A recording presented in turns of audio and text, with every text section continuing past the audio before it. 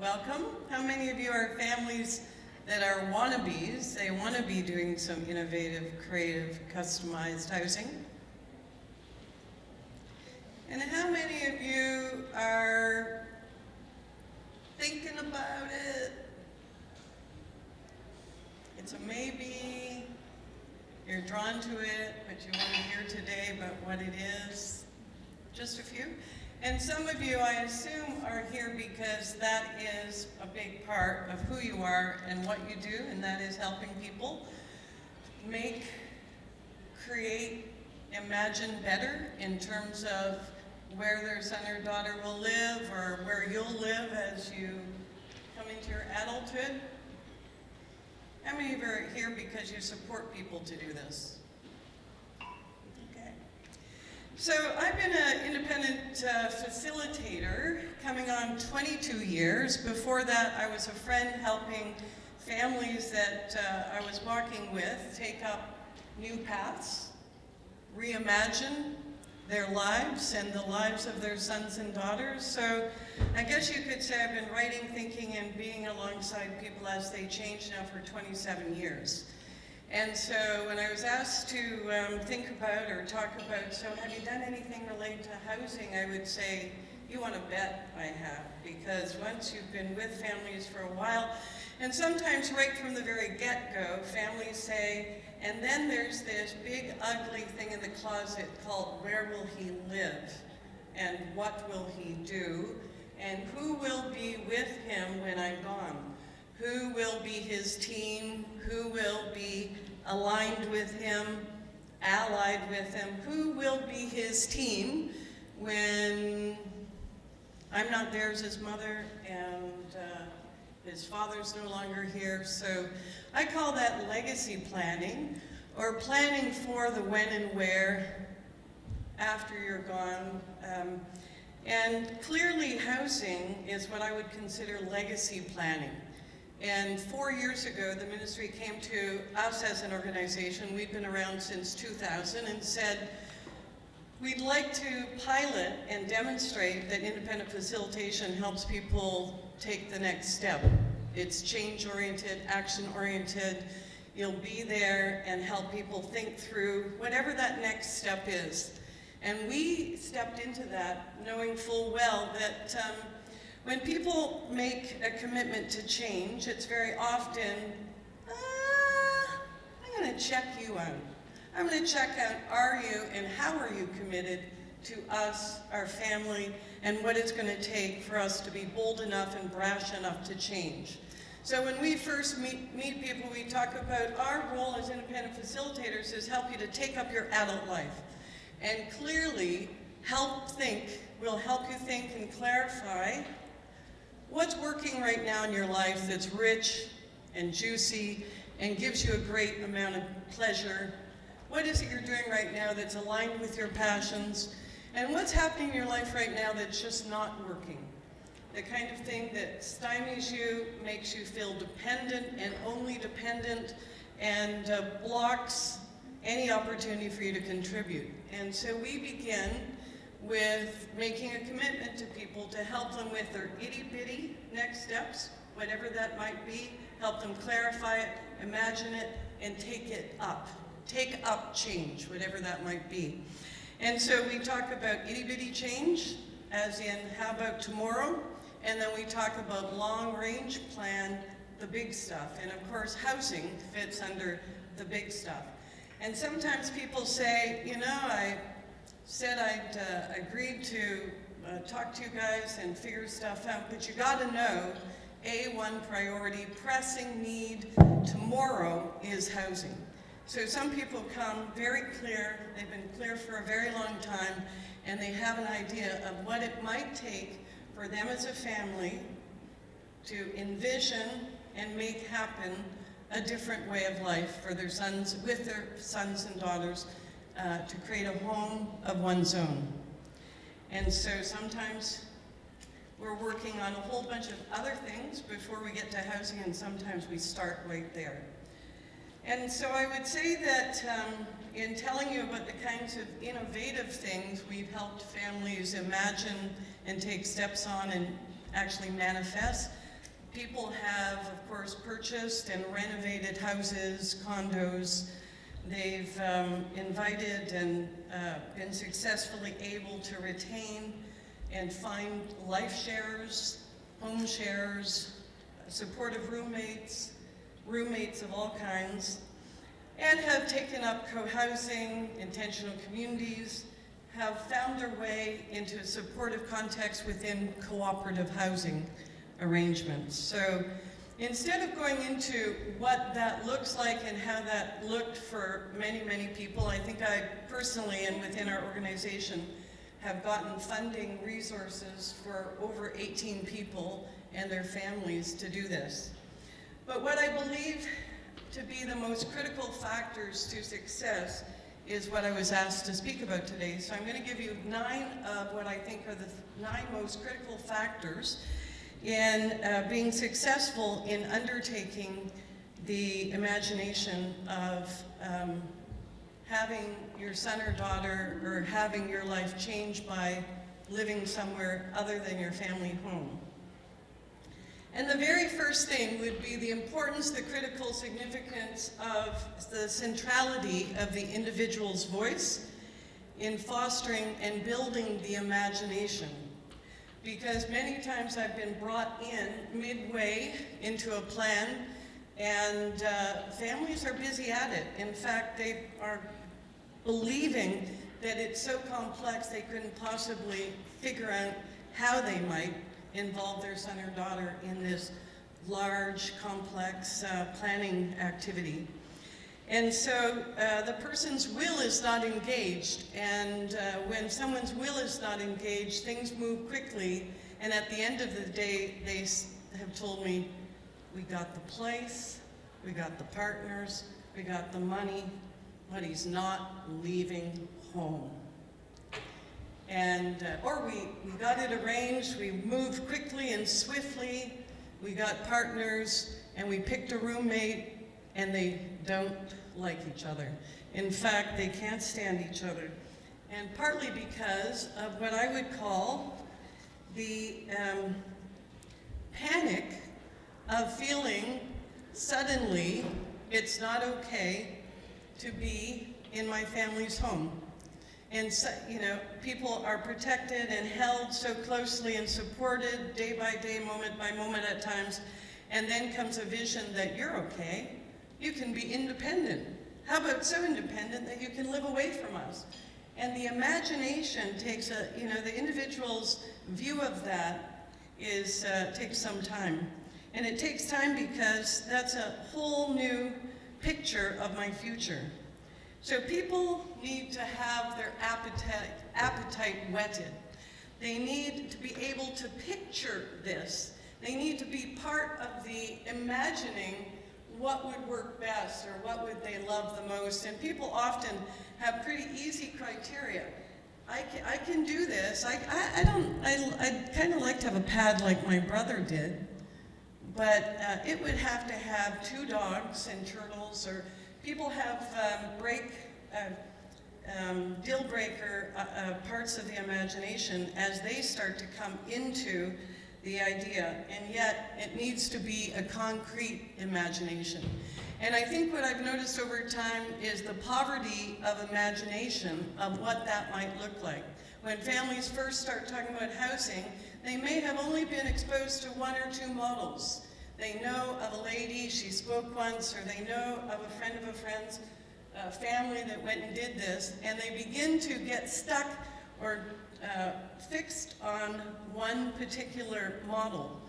And that model, I think what I've learned is it needs to grow and be customized and even be imagined by the individual themselves. And they'll lead the direction and pace of that imagining into being. It needs to be concrete. People need to be involved from the outset, and even though it's complex, it needs to be made very real.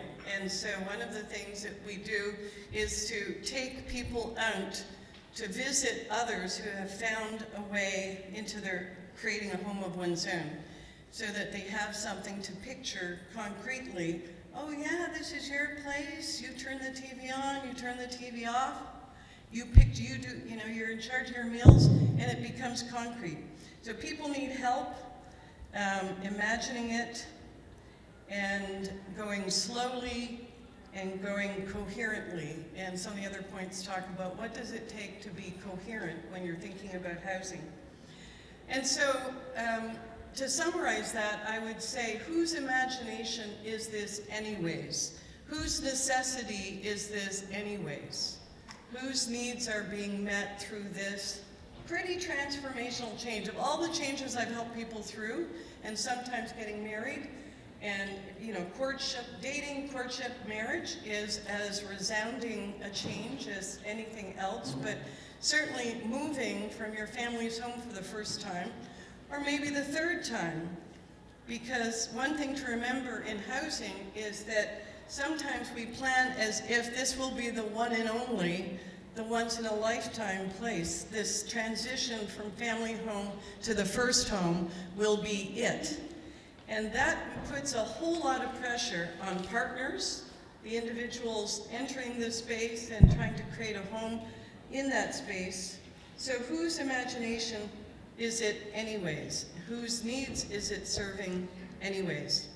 And one of the things as an independent facilitator that I think is critically important is practice, practice, practice. And so some people will say, we want to be an empty nest. That requires him to fly the coop, and they're feeling very pressurized about that for good reason. Many families, a good percentage of the families that I've supported can't even dream about empty nest. And it's a deep wound, that sense that this kind of level of taking care, paying attention is lifelong. And sometimes I say, practice, practice, practice. Practice at providing support to him even though he's over at his sister's for a week. Practice what I call off-site support, because people sometimes find an option in another city and say, we're going to set him up in another city, and I go, and so late at night, when you get the bell ringing, when he hits his button, are you going to be able to be there? Or if not you, who? So practicing means helping people have an experience of themselves outside of the family home, having an experience of oneself with their parents taking holidays, having an experience with having greater autonomy, more decision-making, more say-so, having more choices that are substantive choices that make or break an experience of all is well. So people need to practice change. They need to be practice stretching into new roles, new places, spaces, and new relationships that become attachment relationships. People, essentially, when they move out on their own, have to take very close attachment relationships and spread that. And if you know that that is the experience you did as you left for schooling out of your family home, you'll know just how what kind of turmoil that creates. And I don't know what my time is. I might have to just shorten this, but one thing that I help families do is to confront the fallacy of independence. Because I've seen over and over again people, individuals feeling extremely pressurized when they hear that this is independent living, independent cooking, independent grooming, independent knowing the seasons, independent calendar. It's just entirely overwhelming for people when everything is positioned as you're growing up inch and you're gonna do everything independently, because they know the truth of it. And the truth of it is that they rely on key people in their lives to do key things. And that doesn't disappear in a moment. And they won't gain the skills before, this readiness thing. They're pretty certain they're not going to get all the skills they need in order. And I remember working with a family for several years as they prepared for their son's move into his townhouse. And they had a circle, and he was well supported. There was a team around him. He knew people had his back. He knew there was a group that were committed to making this work. And his mother's deal breaker was until he pours orange juice without making a horrible mess, he's not leaving here. And we tried as a support circle trying to figure out what's that all about. Well, I gotta tell you, when he pours orange juice, he pours and he takes great delight when it starts moving across the table and onto the floor. So he's not ready yet. But at the same time, the pressure is that we're paying for a townhouse and you haven't moved out yet. And so he's not going to get it right. So trying to figure out what do you really, really hope for? And that is that your son or daughter finds a place and a space to call his own with people, maybe even without people, but with a feeling that people have my back, they're going to make this work, and I will learn the skills I need when I move to my townhouse. And it was pretty simple. They bought those orange juice boxes like this, and all he needed was to have the straw put in the night before, or have someone help him with that. So that rule about you're not independent until and unless is something you really need to look at. So people go from a lot of protection to a lot of freedom and uncertainty around a home of their own, and trying to pay attention to how does that get scaffolded so people don't think they're going to fail. And one thing that I can say about that is very often people adopt a model that is, well, how about you go there one night a week? How about 2 nights a week, which is this partial kind of moving in, with the idea that over time you'll grow the confidence and the skill set to actually live on your own. You'll be trained enough, independent enough. And my experience of that, where I've seen that 3 times now, is that to my shock, because I wanted a nice cautious, low, yeah, that's right, let's just slowly get you understanding what it is to live on your own. People don't learn to live on their own until they live on their own. And going back and forth from protection to home causes a whole lot of role confusion. So jumping with the right safeguards in place, given the person's vulnerabilities, starting now and starting starting for real is really important. And I know I don't have any more time. I'm just going to say the topic headings, and you might presume a little bit more of what it means. And one is paying careful attention to who. Who are you moving out with? Who takes over the role, the key roles in your life, and what kind of adjustment will be needed? And who will be there to keep a balance of connection and solitude in your life? And how can this become a rite of passage into adulthood? We do that very intentionally, and how do you keep a careful balance between awareness of people's vulnerabilities, what they rely on, and also forge and help them create a meaningful life for themselves of passions, and reduce the partnering demands and complexities. People come to me usually with the big plan, extraordinary plan. We and 4 other families are going to buy a this, and we're going to build a this, and it whittles down to an intimacy eventually because of the complexity of having more than 2 people coming together, whether they're people that are typical to support or people that also live with some vulnerability.